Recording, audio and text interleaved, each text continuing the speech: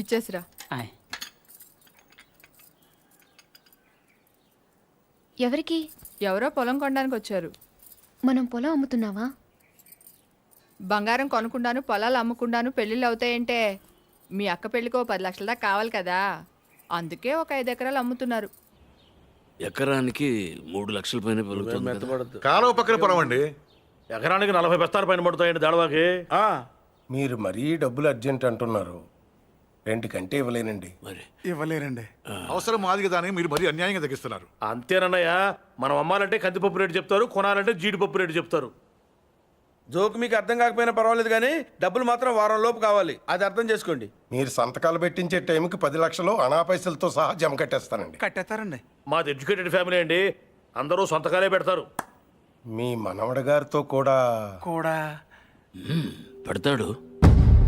అంటే పెట్టరని కాదనుకోండి, భవిష్యత్తులో ఏ రకమైన గొడవలు రాకుండా ఉండాలని 3 లక్షలు విలువ చేసే భూమిని మరీ 2 లక్షలకు కొన్నానని కోపం అది ఉంటే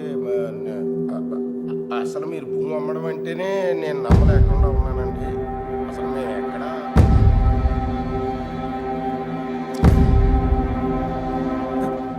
స్టాంప్ పేపర్ కొన్నారా? కొన్నానండి.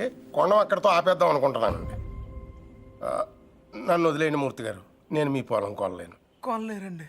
ఏమైందండి? నేను నచ్చలేదో, నేను చెప్పిన రేట్ నచ్చలేదో వారి మనవడి గారికి ఈ పొలం అమ్మడం ఇష్టం లేనట్టుందండి. నన్ను వదిలేయండి సార్. వస్తానండి. వస్తామండి. నీకు ఇష్టం లేకపోతే ముందే చెప్పొచ్చుగా, వాళ్ళ ముందు మా పరువు తీయాలా? ఇంకా ఎందుకనయ్యా నిల్చొని చూస్తున్నావు? వీడింట్లో ఉండగా పిల్లల పెళ్ళిళ్ళు కాదు కదా, పుట్టినరోజులు కూడా జరగనివ్వడు. పార్థు వచ్చాడని పండగ చేశారు కదా, ఈ ఇంట్లో అదే ఆఖరి శుభకార్యం. మన వాడు కానప్పుడు మనవడైతే ఏంటి, తొక్క ఎవడైతే ఏంటి.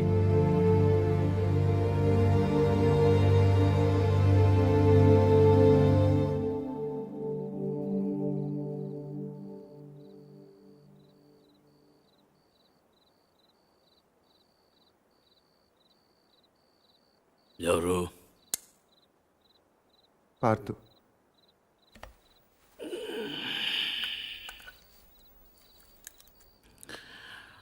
ఏంటి? మీతో కొంచెం మాట్లాడాలి. ఏం పొద్దున్న చేసింది చాలదా? ఇలా అని తెగ బెదిరించావట వాడిని. పొలం కొంటే వాడిని కొట్టేస్తావరా నువ్వు? పేరు చూపిస్తున్నట్ట పెద్ద వస్తాదులాగా. ఎంత కావాలి? లలిత పెళ్ళికి ఎంత కావాలి? 10 లక్షలు. ఇచ్చేస్తావా?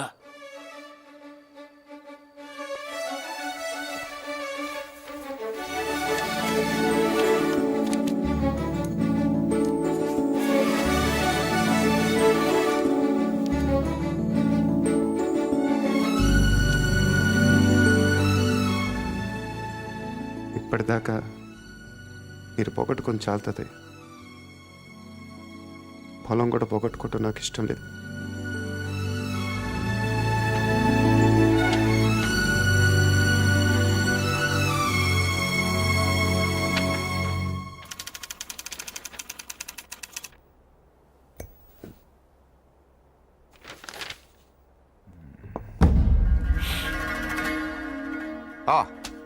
కమ్ సిరామ్.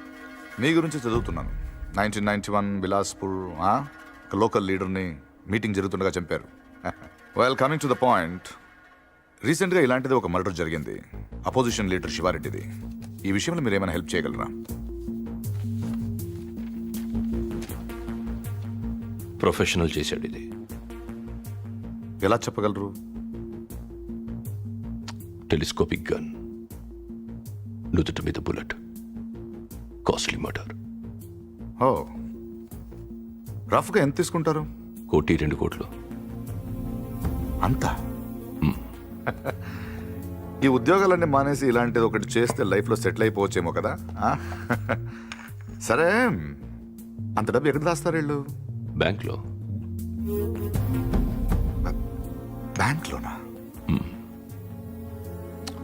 అక్కడ దాస్తామని మీకు కూడా డౌట్ రాలేదు కదా? నిజమే, ఈ కేసులో ఎటువైపు వెళ్ళిన అన్ని దారులు మూసిపోతున్నాయి.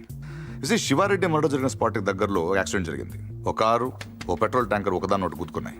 విచిత్రం ఏంటంటే ఈ రెండు బళ్ళు ఒకటే అద్దెకు తీసుకున్నాడు. అది వీడు. ఆ యాక్సిడెంట్లో వీడు పోయాడు, అక్కడ ఆగిపోయాం. వీడు చంపడు. వీడు నా దగ్గర పనిచేశాడు.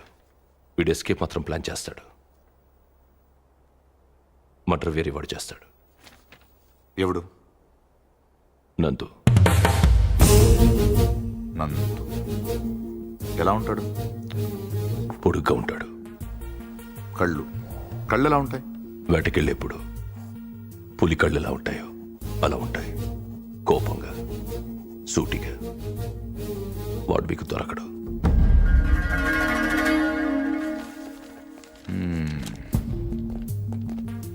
అన్నీ వెతికాం కానీ ఒక్క విషయం మర్చిపోయాం. Banks. Let's search. Shivareddy murder జరగడానికి 15 రోజుల ముందు నుంచి అన్ని నేషనలైజ్ బ్యాంక్స్లో ₹1,00,00,000 అంతకంటే పెద్ద అమౌంట్ ఏ ఇండివిజువల్ అకౌంట్కైనా డిపాజిట్ అయ్యిందా వెతకండి.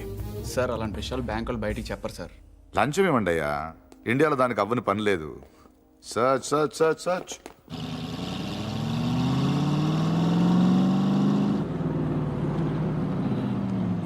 ఫ్రెండ్లీకి ₹1,00,000 లోన్ కావాలంటే ఏం చేయాలండి? ముందు పాత లోన్ తీర్చాలి. అది తీర్చడానికే లోను. మూర్తి గారు ఎలా వచ్చారంటే? నా మనవడు పార్థు. తిరిగి వచ్చేట్టు కదా తెలిసింది. చాలా సంతోషం. వాడు చెక్ ఇచ్చాడు.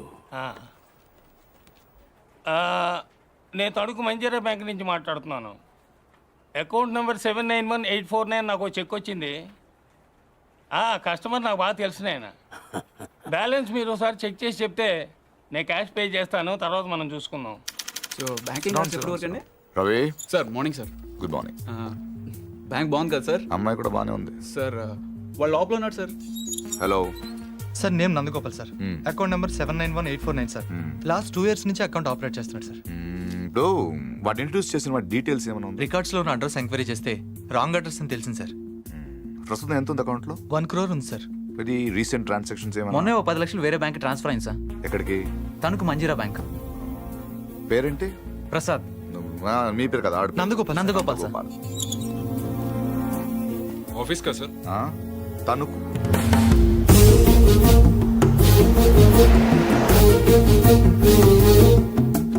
Anjaneya Prasad from audit department. ఎప్పుడు వచ్చారు సార్? ఈ క్వశ్చన్ వేస్ట్. మీరు చూస్తున్నాను కదా వచ్చాను. పైన పెద్ద గడియారం ఉంది, చూసుకోలేరా? నా పేరు దత్తు సార్. నేను అడిగానా? ఏం కావాలి సార్? ఇంతసేపు ఓ మంచి క్వశ్చన్ అడిగారు. అకౌంట్స్ చూడాలి. ఈ 10 లక్షలు చెక్ ఎవరిది?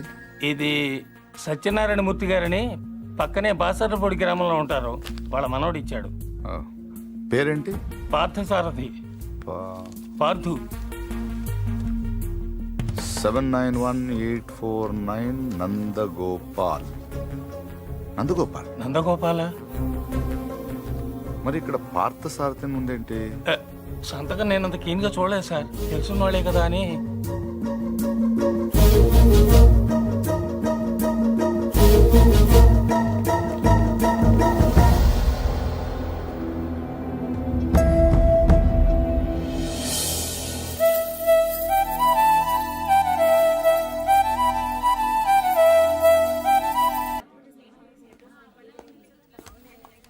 హలో నందు.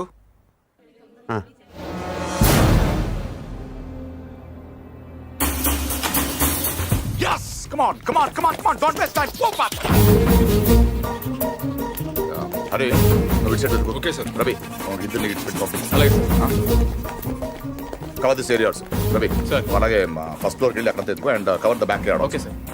Sorry Murthy garu, sorry for the inconvenience. ఏంటి దొరికాడా? లేదు సార్. వెనక్కి వెళ్ళి ఎత్తకండి. బై మూర్తి గారు, మీ ఇంట్లో ఉన్నాడు కుర్రోడు. వాడు మీ మనోడు కాదు. వాడి పేరు Nandu. He's a professional killer. Opposition leader Shiva Reddy murder కేసులో వాడి కోసం వెతుకుతున్నాడు. ఎస్ఐని టీవీ దగ్గర రమ్మని చెప్పు.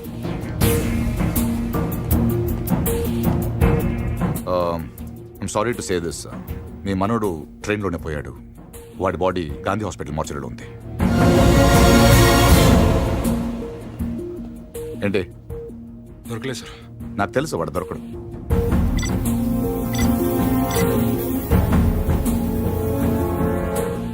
Come on let's go.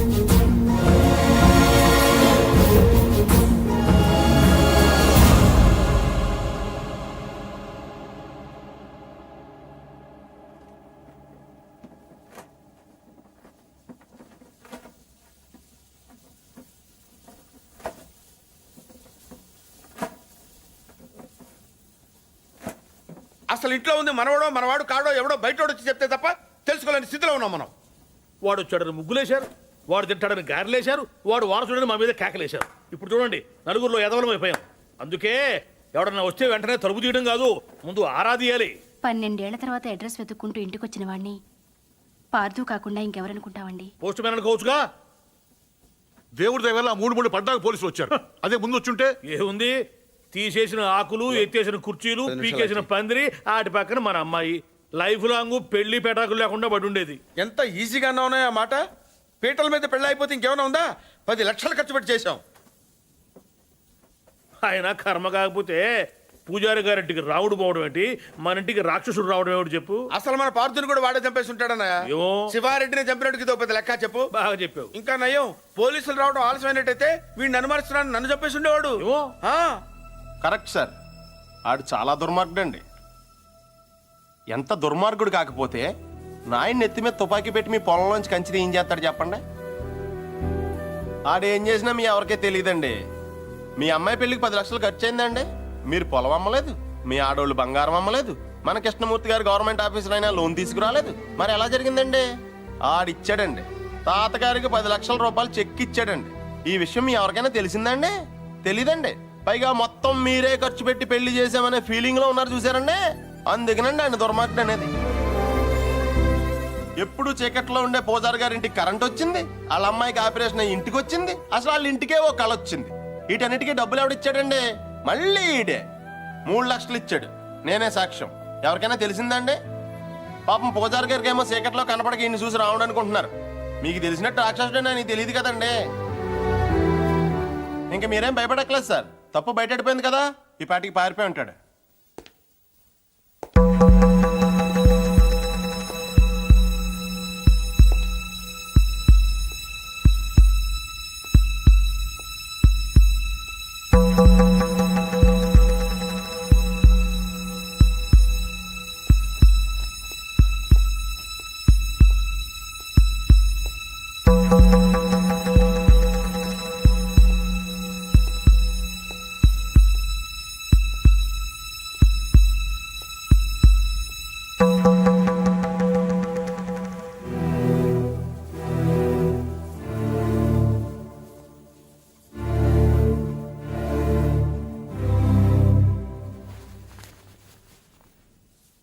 నిజం చెప్పే ధైర్యం లేనివాడికి అబద్ధం ఆడే హక్కు లేదు. నాకు ధైర్యం ఉంది. అందుకే పార్థు లేడని నిజం చెప్పడానికి ఇక్కడికి వచ్చాను. కానీ ఆవిని చూశాక పార్థు రాలేడని చెప్పాలనుకున్నాను. మిమ్మల్ని చూశాక ఆ మాట కూడా చెప్పలేకపోయాను. అబద్ధం ఆడాను. అబద్ధం మాత్రమే ఆడాను. మోసం చేయలేదు. రెంట్కి పెద్ద తేడా ఏంటో. నిజం చెప్పకపోవటం అబద్ధం. అబద్ధాన్ని నిజం చేయాలనుకోవటం మోసం. నేను పార్థు అని అబద్ధం చెప్పాను. నేనే పార్థు అవ్వాలని మోసం చేయలేదు. అందుకే ఎవరు అనుమానించినా భరించాను. ఎవరు అవమానించినా సహించాను. ఎవరు ప్రేమించినా తలుంచాను. పోలీసులకు దొరకకుండా తప్పించుకున్నా వెనక్కి తిరిగి రావడానికి కారణం ఒకటే ఈ ఇంట్లో నేను సమాధానం చెప్పాల్సిన మనుషులు 2 ఉన్నారు. ఒకళ్ళు మీరు, ఇంకొకళ్ళు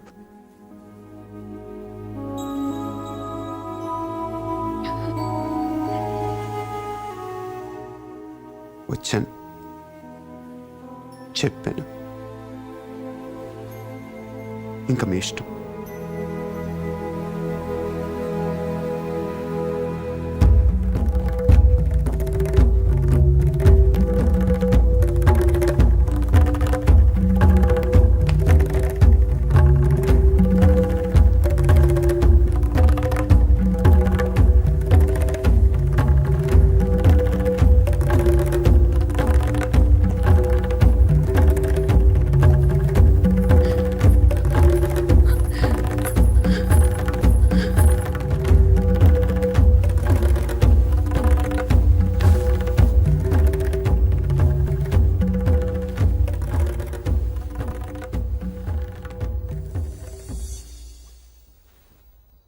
కింద వాళ్ళందరూ నిన్ను రకరకాల ప్రశ్నలు అడిగారు.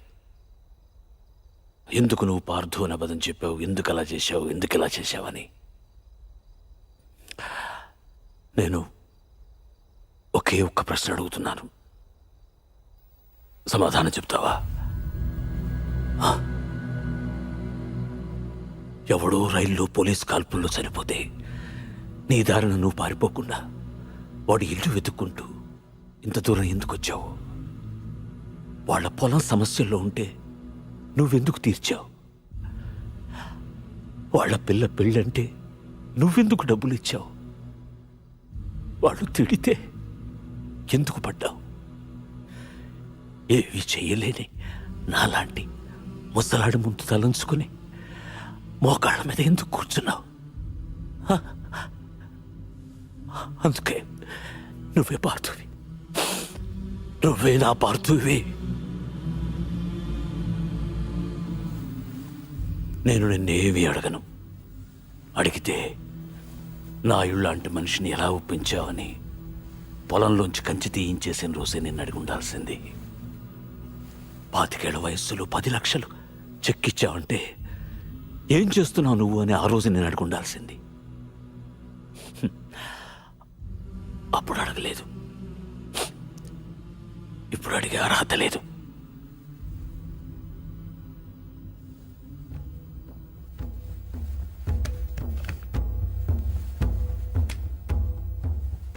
ఇది నా కొడుక్కు నేను కొనిచ్చాను. అప్పుడు వాడి ప్రాణాలు తీసింది, ఇప్పుడు నీ ప్రాణాలు కాపాడుతుంది. నువ్వు నేరం చేసావని వాడెవడో అన్నాడు, ఇప్పుడు యుద్ధం చేయమని నేను చెప్తున్నాను.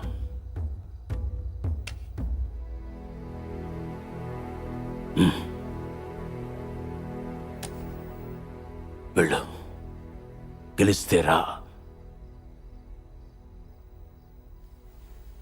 కలవకపోతే నువ్వేమైపోయావనే నిజం నాకు తెలియనివ్వకు. ఈ వయసులో నాకు కావాల్సింది అబద్ధాలు నిజాలు కావు, జ్ఞాపకాలు. నీ వల్ల అవి నాకు బోల్డెన్నున్నాయి, చాలు.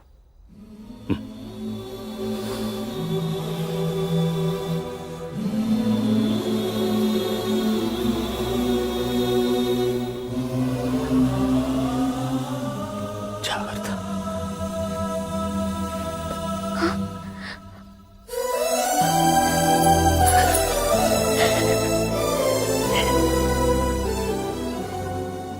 నేను వస్తాను.